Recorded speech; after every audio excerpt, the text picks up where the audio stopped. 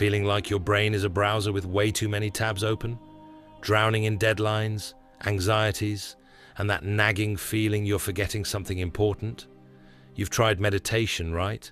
Deep breaths, mindfulness, and maybe, just maybe, it's not cutting it. Hey everyone, I'm Joseph. If you're nodding along, you're in the right place. Today, we're going beyond the usual suspects of stress management. We're diving deep into the wisdom of the philosophers, yes, actual ancient thinkers, to unlock powerful, practical techniques that can genuinely help you conquer daily stress. Think of it as a mental toolkit upgrade, powered by centuries of human thought. Stick around, because by the end of this video, you'll have a whole new perspective on handling whatever life throws at you. 1. Amor Fati. Let's talk about the Stoics. Figures like Marcus Aurelius, Epictetus, and Seneca weren't just thinking about abstract concepts. They were dealing with immense pressure, plagues, wars, political intrigue. Their secret weapon? A concept called Amor Fati, which literally translates to love of fate. This isn't about passive resignation. It's an active embrace of everything that happens, good or bad. The Stoics believed that the only thing truly within our control is our judgment, our response. Everything else, external events, other people's actions, even our own health, is ultimately outside our direct command. So, how do you practice Amor Fati when your flight is cancelled or your boss drops a surprise project? You start by acknowledging that this is your reality right now. Instead of fighting it, ask yourself, how can I use this situation? Here's the thing. Fighting reality is exhausting. It drains your mental energy, leaving you less equipped to actually solve the problem. Amor Fati redirects that energy. It's like saying, okay, this is the hand I've been dealt. What's the best move I can make now? Think about a time you were stuck in traffic. Did yelling at the cars help? Of course not. But maybe you used that time to listen to a podcast, plan your dinner, or just practice some deep breathing. That's a small act of Amor Fati, accepting the present and finding value within it. What's a situation you recently faced where you wished you'd embraced Amor Fati instead of fighting it? Let me know in the comments below. I'm genuinely curious to hear your experiences. Now, the Stoics weren't the only ones with brilliant stress-busting ideas.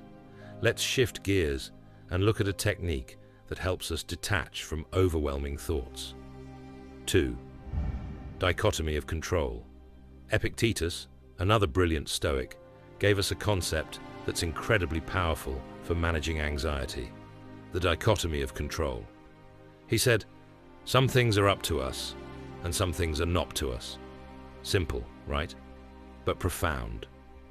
Up to us are things like our judgments, our desires, our aversions, our actions, essentially, our inner world and our choices. Not up to us are things like our body, our reputation, our possessions, external circumstances, other people's opinions. The key insight?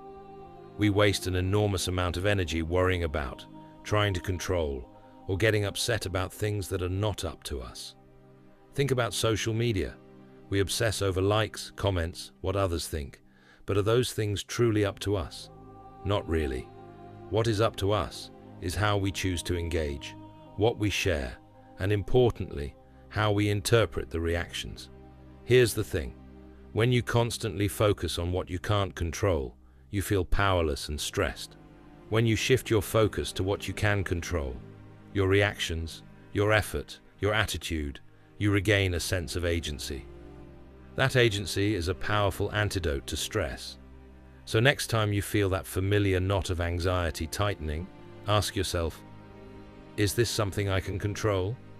If it is, focus your energy there. If it's not, practice letting it go. It takes practice, but the relief is immense. Think about a recurring worry you have. Can you categorize it using the dichotomy of control? Is it something you can influence, or is it out of your hands? Share your thoughts. maybe we can help each other gain clarity. All right, let's move from the Stoics to a different kind of wisdom, one that helps us deal with the future and the anxieties it holds. 3. Impermanence and non-attachment. Impermanence means that everything changes. Nothing stays the same. Our jobs, our relationships, our bodies, our feelings, they are all in a constant state of flux. We often experience stress because we cling to things as if they were permanent. We want our good moods to last forever, our relationships to be static, our health to never falter. But clinging to the impermanent is like trying to hold water in your fist. It inevitably slips away, causing distress. Non-attachment isn't about not caring.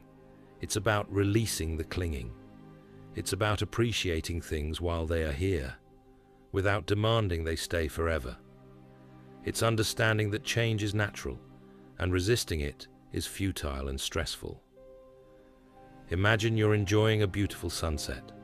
You appreciate its beauty, you feel joy, but you don't demand the sun stay there. You accept that it will set, and you carry the memory of the beauty. That's non-attachment in action. How does this help with stress? By recognizing that the stressful situation you're in will pass. The difficult emotion you're feeling will change. This perspective can create a sense of breathing room, reducing the urgency and panic. What's something you're currently clinging to a little too tightly? It could be a situation, a possession, or even an idea. Be gentle with yourself as you consider this. Share your reflections in the comments. Now let's talk about how we can actively use our minds to reframe stressful thoughts, drawing from a slightly different philosophical angle. 4.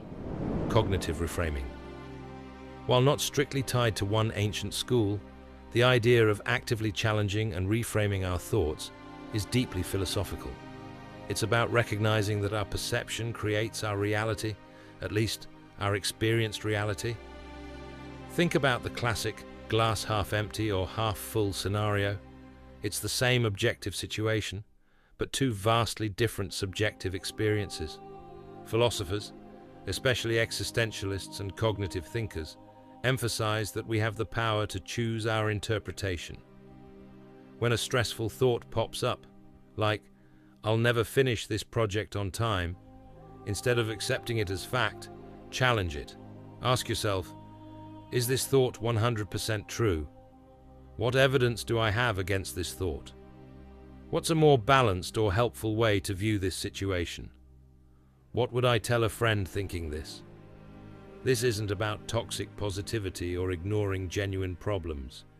It's about not letting unhelpful, catastrophic thinking run the show. It's about realizing that the narrative you tell yourself about a situation significantly impacts your stress levels. Here's the thing, your brain is constantly generating thoughts. You don't have to believe every single one, especially the ones that cause you distress. You can become the editor of your own mental narrative. Try this right now. Think of one small, stressful thought you had today. Write down one alternative, more helpful way to frame it. Share your reframed thought in the comments if you feel comfortable. We've covered a lot of ground. Amor Fati, Dichotomy of Control, Impermanence, and Cognitive Reframing. But how do we actually integrate these into our busy lives? 5. Practical integration and daily habits. These aren't just abstract ideas. They are actionable philosophies. Here's how to start weaving them into your day. 1. Amor Fati and Dichotomy of Control. Before you even check your phone, take 2 minutes. Ask, what is truly up to me today? What external events might I encounter, and how can I approach them with acceptance? 2. Impermanence. Set reminders throughout the day. When it goes off, take 30 seconds. Notice your breath, acknowledge the present moment, and remind yourself, this too shall pass. 3. Cognitive reframing. After a stressful interaction or event, take a moment to reflect. What thought patterns were at play?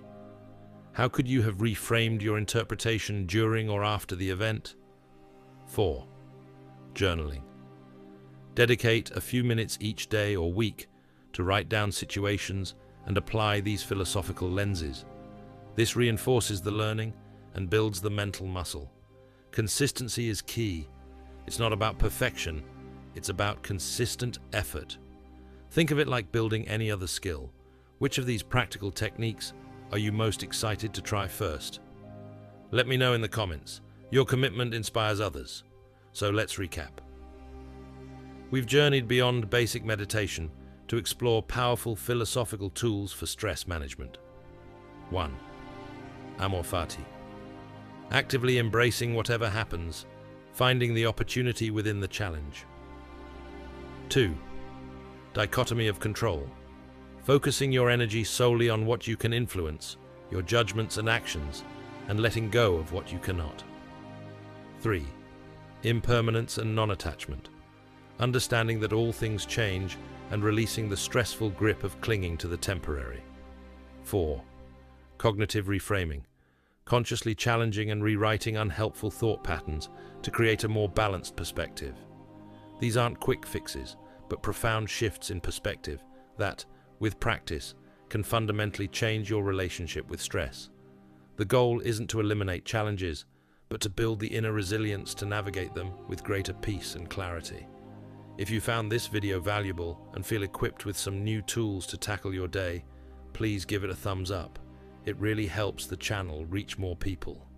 And if you haven't already, hit that subscribe button and the notification bell so you don't miss out on future deep dives into practical wisdom. Which philosophical technique resonated most with you? Let me know in the comments below. I read every single one. Thank you so much for spending this time with me today. Remember, the ancient philosophers have a lot to teach us about living a less stressed, more intentional life. Keep practicing these techniques and you'll start to see a real difference. Until then, stay curious, stay resilient, and I'll see you in the next video. Bye for now.